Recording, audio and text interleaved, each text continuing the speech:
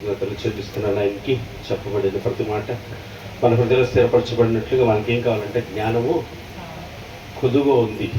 ఆయన గురించిన జ్ఞానం లేకే తన ప్రజలు ఏమైపోతున్నారంట, నశించిపోతున్నారంట. ఆ జ్ఞానం కొద్దుగా ఉన్న మనల్ని ఏం చేస్తారు, నా వద్ద అడిగి పొందుకోండి అంటున్నాడు. ఆ వాక్యం నుంచి మనకి జ్ఞానము దొరుకుతుంది. ప్రతి సమయంలో ప్రతి క్షణంలో మన అంతరంగం ఎట్లా ఉందో పరీక్షించడానికి దేవుడు మన చుట్టూ ఉన్న కార్యక్రమాలు జరిగిస్తూ ఉంటాడు. జరిగిస్తున్నప్పుడు మన హృదయంలో పుడుతున్న ప్రతి ఆలోచనను బట్టి మనకు అర్థమైంది. అది మనమేమనుకుంటామంటే ఎవరికి తెలియదు కదా, ఆహా అని చెప్పి భలే పడ్డారు, భలే జరిగింది, ఇలాగే జరగాలి, నేను ఎప్పుడు చిరా కోరుకున్నాం, మనం చెప్పేది చూసావా ఎట్ట పడిందో కరెక్ట్గా పడింది, ఇప్పుడు గెలగలదు అనుకుంటుంటారు. ఇట్లా అనుకుంటూ ఉంటాం. ఇట్లా అనుకుంటప్పుడు నా దౌర్భాగ్యం దరిద్రంగా ఉందని మనం అనుకోం. అలా అనుకునేవాడు ఎవరు తెలుసా, తను జాగ్రత్తగా పరీక్షించుకునే వాళ్ళకే వాక్యం అంటే భయభక్తులు కలిగి మార్చుకోవాలి, ఆయన గురువైపు ఉన్న వాళ్ళకి మాత్రమే అది తెలుస్తుందా. ఆ తెలియని చూసావా భలేవా అననేసా పేరు ఏమనుకున్నారు, మన ఇద్దరు భలే మ్యాన్ చేసాం అనుకున్నారు. కానీ ఎక్కడ ఉన్నాడు, మీరు దేవుణ్ణి ఎదుటే అబద్ధమాడారు అన్నాడు. కదా మనం ఎక్కడ చేస్తున్నాం అంటే ఎదుటి వాళ్ళని డీల్ చేసేటప్పుడు కూడా ఎవరిని డీల్ చేస్తున్నాం, జాషువాని అది డీల్ చేసేది డైరెక్ట్గా ఎవరినంట, దేవుడి. అప్పుడు ఆ డీల్ చేస్తున్నప్పుడు ఏమైపోయింది, ఎంత జాగ్రత్తగా ఉంటాం. యేసుక్రీస్తు వచ్చే ప్రభువా వందనాలు ప్రభా, రండి ప్రభా, కూర్చొని ప్రభా, మంచిది వెళ్తారా అక్కడ చేస్తాం. వేరే వాళ్ళు వచ్చారులే ఏంటో అడుగు, ఎప్పుడు పడితేప్పుడు వస్తూ ఉంటారు, ఎలా చేస్తారో మనం అన్నట్లుగా ఉంటాం. అది యేసుక్రీస్తు ఏం చేస్తున్నారు, ఆ గమనం, ఆ ఆలోచన పెట్టేటప్పుడైనా, చేసేటప్పుడైనా, మాట్లాడేటప్పుడైనా, ఏ విషయంలోనైనా ఆయన మన ఎదుట ఉన్నాడు అనేటటువంటి ఆ జ్ఞానం కలిగితే కనుక మనం ధన్యులే. దేవుడికి స్తోత్రం కలిగిగా. ఎంత గొప్ప ధన్యులు అంటే ఆలోచన కలిగితే, ఆహా ఎంత గొప్ప ధన్యులు, ఆ గొప్ప భాగ్యం నాకు దొరికితే సాలరా బాబు అన్నంత ఇదిగా అనిపించింది అనమాట. అది రాకోకుండా మనకి ఎంత ప్రార్థన చేసినా, ఎంత వాక్యం వెళ్ళినా, నాకు ఎంత తెలిసింది అనుకున్నా మనం ఎలాంటి వాళ్ళు భ్రమలో మోసంలో ఉండి వాళ్ళగా ఉంటాం. ఆ మాయల నుంచి మనం రావాలి. మోసపోకుడి దేవుడు, మోసపోవద్దు, భ్రమపడద్దు, అసత్యాలు అబద్ధం ఉండొద్దు. భక్తిలో జాగ్రత్తగా చూసుకోవాలి ప్రతి క్షణం. అదే అంటాను అప్పుడప్పుడు దేవుడి కృపను బట్టి నాకు తెలియజేసే మాట, ప్రతి దినం చూసుకో, ప్రతి ఉదయం నుంచి సాయంత్రం చూసుకో, ప్రతి మధ్యాహ్నానికి ఒకసారి చూసుకో, సాయంత్రానికి ఒకసారి చూసుకో, చేసిన పని చూసుకో, మాట్లాడిన మాట చూసుకో, నీ ప్రవర్తన చూసుకో, ఒకసారి ఎలా ఉందో అప్పుడు నీకు అర్థమైపోద్ది. ఎవరైనా పడితే ఏమవుతాం మనం, మనకు నచ్చినోడు ఎవరైనా పడ్డాడనుకో, నేను పెద్దవాళ్ళం కాబట్టి అయ్యో పడిపోయాను అన్న లేదని చెప్తాను. ఇంకోసారి పడితే బాగుంటుంది, అక్కడ కూడా దరిద్రం వదిలిపోయేది ఉంటారా. ఎవరైతే మాట్లాడుతున్నా నేను ఆ కథ ఉంటే ఏమైందంటే భయం పడుతుంది అనమాట. అమ్మో ఎన్నాడరా బాబాయ్, చూసాడరా బాబాయ్, మోకాళ్ళు వేసినప్పుడు గుర్తొస్తాయి అవి.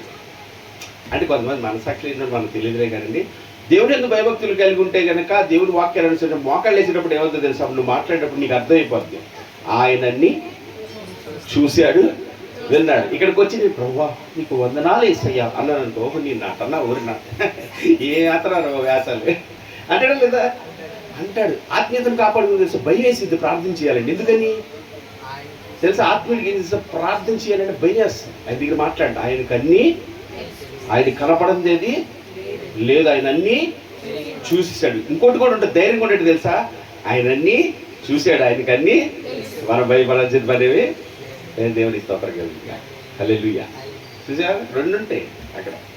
ఆత్మీయంగా జాగ్రత్త పడితే ఆయన చూసాడు రా బాబు అని మనం భయపడాల్సిన పనేవి, ఆయన విన్నాడు రా బాబు చాలు మనకి భయం ఏది, ఆయన ఉన్నాడు రా బాబు మనకి భయం లేదని అడిగితే ఆ భయము, ఆ భక్తి ఎప్పుడైతే ఉంటుందో ధైర్యంగా, నీ ఆశ ఎప్పుడు భంగం కానివ్వండి, ఆయన మీద పెట్టుకున్న మనసు ఎప్పుడు తొలగిపోదండి, ఆయన మీద స్థిరంగా నిలబడతాడు.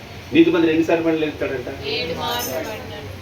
సార్లు పడిన ఆయన వదిలిపెట్టే దేవుడే మాత్రం కాదండి, విడిచిపెట్టడుగా ఆయన అన్యాయస్తుడు కాదండి. నీ హృదయంలో కనుక ఆశ కలిగి ఉంటే చాలండి, నీ ఆశపడిన ప్రాణం తృప్తిపరుస్తాడు. ఎన్నిసార్లు పడిన నిన్నే మాత్రం విడిచిపెట్టుకొని చేపట్టుకొని నీతిమంతుడు కలిగి ఆపదలే అనేక, ఒకటి రెండు కాదంట, అనేకలు. ప్రతి దినము సిలువ వేయబడతవే నీతిగా బతకాలంటే మన రోడ్డు మీదకి వెళ్తే, పనిలోకి వెళ్ళినా, ఇంట్లో ఉన్నా, ఎక్కడున్నా సిలువ వేసుకోవటమే మన పని. ఎందుకంటే మనం చెప్తే ఎక్కడ ఉండదు అట్టగా ఉంటుంది.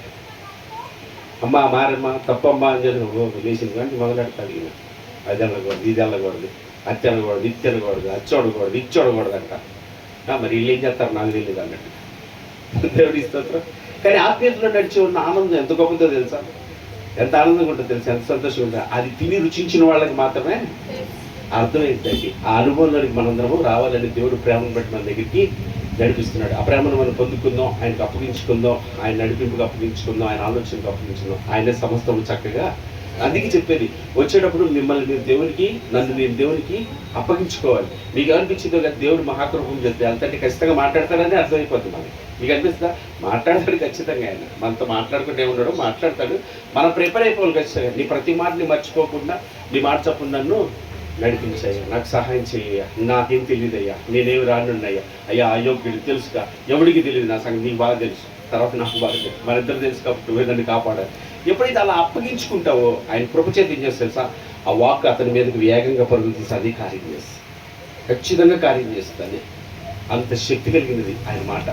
దానికి అప్పగించుకొని చాలు. మీరు భయపడాల్సింది లేదు, కంగారు పడిపోవాల్సింది లేదు, ఓ ప్రీతితరం ఇదైపోవాల్సింది, ఎలా చేస్తామని ఆందోళన పెడితే కనుక మనం అలాగే ఆయనకు అప్పగించు. ప్రభా నా వల్లేం కాదు, నువ్వు ఉన్నావు, నాకు ప్రాణం పెట్టావు, నాకు వరకు గొప్ప దేవుడు, నన్ను విడిచిపెడతావు, నీకు అప్పగిస్తున్నాను, నీ చిత్తానుసారి నడిపించు, ఏదైనా పర్లేదు అని అనుకో, ఇక ఆయన నడిపించుకుంటారు. అప్పగించుకుందాం, ప్రార్థన చేద్దామా? నేను 2 మాటలు చేసి ప్రార్థన చేస్తాను. కళ్ళు మూసుకుందాం.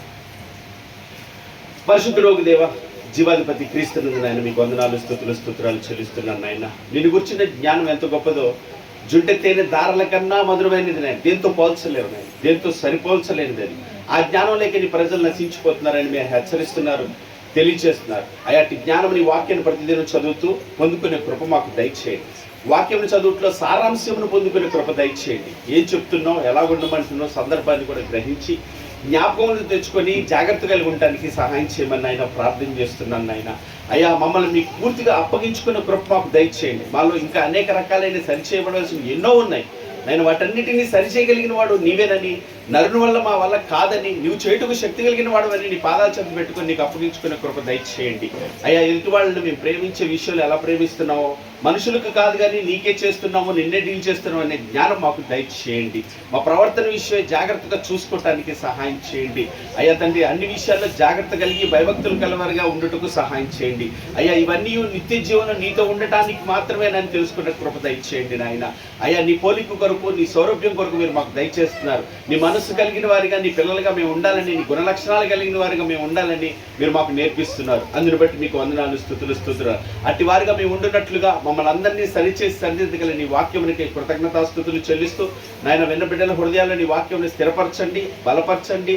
ఏ సమయంలో, ఏ స్థలంలో, ఏ సమయంలోనైనా నీ వాక్యాన్ని జాగ్రత్తగా నాయన అనుభవించే భాగ్యం బిడ్డలందరికీ దయచేయండి. భయం నుంచి, ఆందోళన నుంచి, పిరికితనం నుంచి, అజ్ఞానం నుంచి, అవివేకత నుంచి, మూర్ఖత్వం నుంచి నాయన, ఈ లోకాశ, శరీరాశ, నేత్రాశల నుంచి బిడ్డలకు విడుదల దయచేసి మమ్మల్ని అందరినీ ఆత్మీయతలో బలపరిచి నీతో ఉండే భాగ్యం కొరకు బిడ్డలందరినీ సిద్ధపరచమని, వారికి ఇచ్చిన కుటుంబాలు, వారికి ఇచ్చిన పిల్లలు, వారికి ఇచ్చినటువంటి బాధ్యతలు ఏవైతే ఉన్నాయో అవి మేమందరం నమ్మకంగా చేయటకు మీ కృపను ఆశ్రయిస్తున్నాం నాయన.